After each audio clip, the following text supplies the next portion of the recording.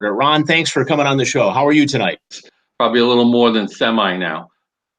Good for you. I always tease Ron, hopefully polish those skills that you never have to use. And these crazy camera guys running around looking like stormtroopers, put cameras everywhere, and it was an experience. Well, I remember, driving out there to Bethpage, Long Island, and getting caught in traffic on the Throgs Neck Bridge, going through, and Oh my God, I must be back home somewhere because bad things are going to happen to me in this basement.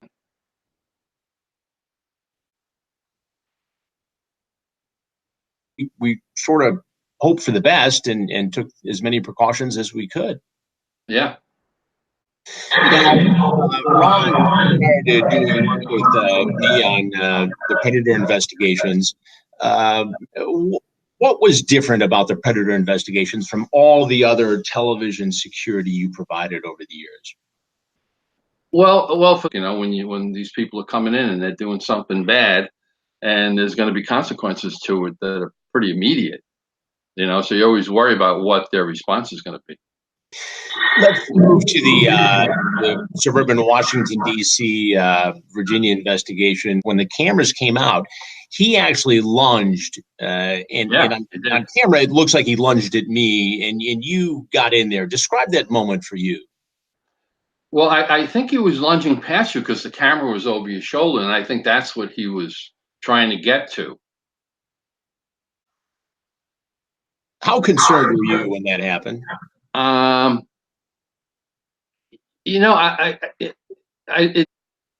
get asked this question all the time, Ron, and I'm going to ask it of you. Of all the guys, which one creeped you out the most? Which one do you occasionally think of looking back at all the investigations we've done? The Casey strip search out in the driveway at 2:00 in the morning, which was kind of interesting. She did a great job, by the way. She sure did. It was interesting and fun. That it really 6,000 square feet. Yeah. So that worked out. And then I remember we fixed the recliner so it wouldn't sit up again. Yeah. Horizontal in the recliner. I remember they took an isolated shot of me and I ducked out of the way. Did it surprise you that we had some 51 guys show up? That was amazing. 3.5 days.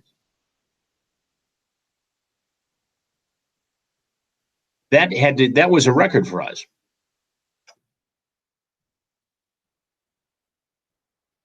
I think we may have lost Ron right there, but we're going to try and rectify that real quick. I'm not sure what happened, but we're going to get him on the horn.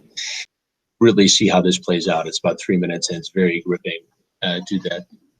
My web producer is here, and what is the connection with Ron? Got it. Okay, good. So that's going to be handled right here. Okay, good.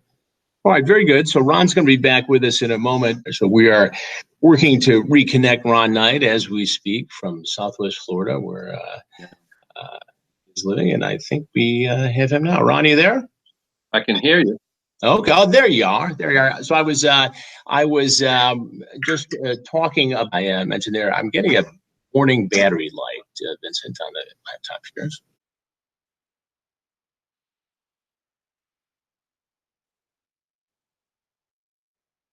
You there?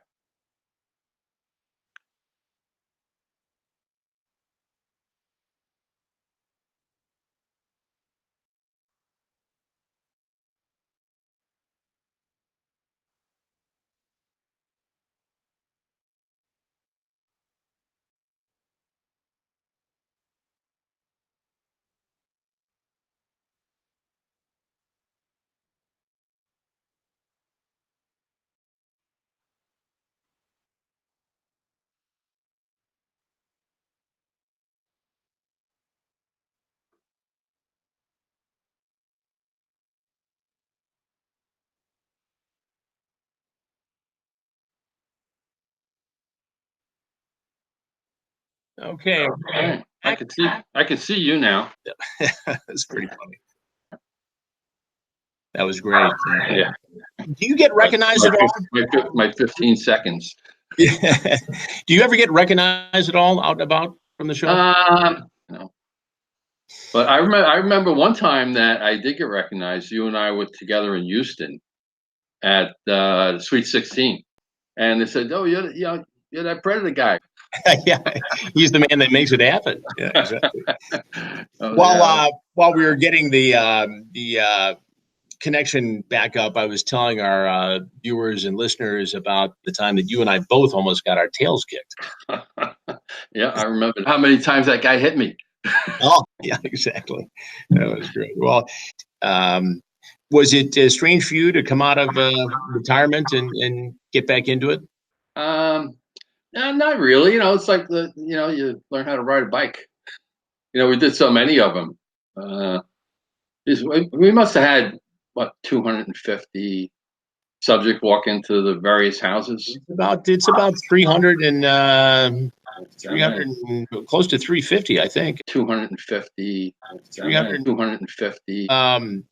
Let some folks ask some questions here of you and me, and so I'll field those. Vincent is here producing that part of it. Vincent, what do we have for questions?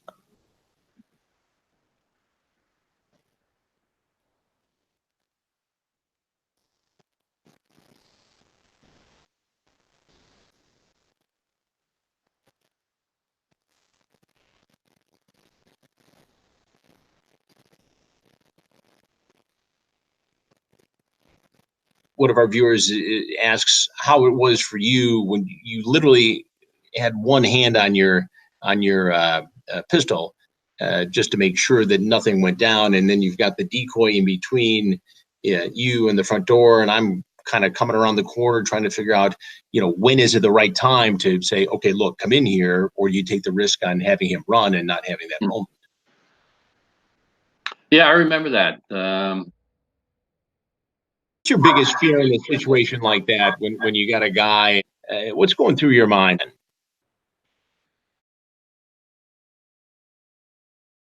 So when we're in that situation, I'm really focused. It's yeah, that's the most tense moment. That's like the flight or fight moment. That's Because we've had a where the number of danger, these the guys, danger is. Yeah. just take off. Got it. Vincent, any more questions for Ron? Yeah.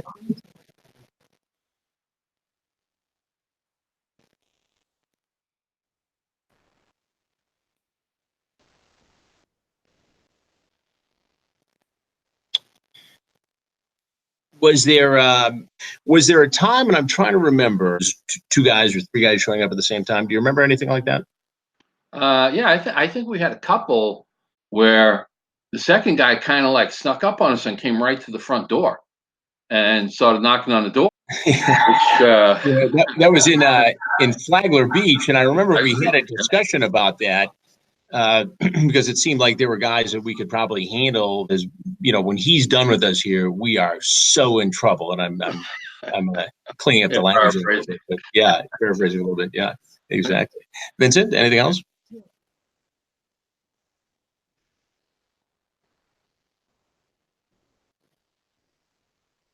The question, Ron, is was it ever difficult for you to restrain yourself after seeing what these guys were capable of, knowing the transcripts and seeing them in action? No, not really. I mean, a lot of them, you just shake your head. Did anything really shock you in the Predator investigations, but for the fact that so many guys actually showed up? Well, that's what I was going to say. I mean, the fact that so many guys showed up. Yeah, that was shocking. That was shocking. But yeah, I guess when you get a doctor,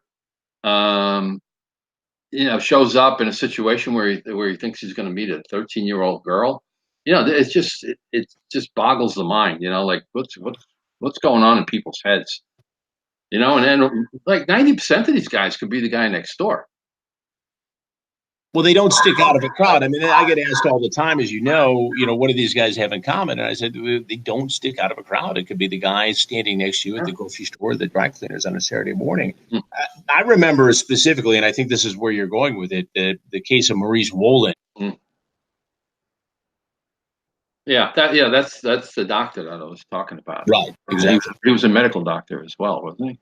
Yeah, he was an MD, and he was the guy who, I think he came around the corner, as I recall, saw one of the sound men with a boom mic and Yeah, tried to yeah, run for it. I tried to get him to come back, and he got about as far as the garage when the sheriff's department got him, and they recorded a phone conversation calling his wife, said, "Bring X amount of dollars to the Sonoma County Jail. I yeah. don't think the kids." It's a Yeah. rough way to wrap it up. Anything else for Ron tonight? Oh, I was thinking when you asked me about what really might have shocked me, the guy in Fort Myers that brought his kid. That was bothersome. Yeah. Yeah. What do you remember most about that case, Ron? That's enough. Yeah, I mean, What can you even say? it was a Saturday. It was a Sunday, rather. Oh God, the whole place was silent and Yeah. gasping. I just couldn't believe it. Hmm.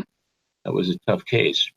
But that's the one that sticks out in my mind, I think, the most. Vincent, any one more question for Ron?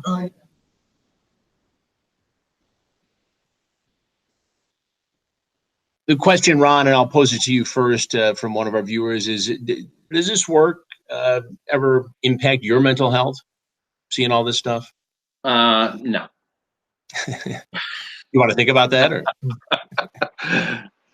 No. There's probably nothing that could help it or hurt it anymore anyway. So. somebody once asked me if I ever thought about going into therapy for this and all the other dark stories I've covered. I said, at this point, it's probably not going to change much.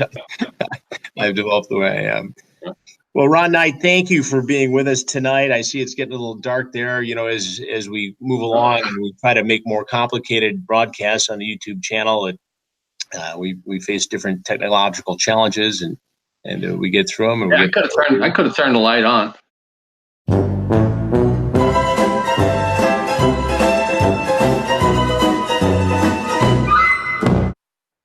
Thank you, Vincent. Thank you, Janice. Thank you, everyone, and we'll see you soon.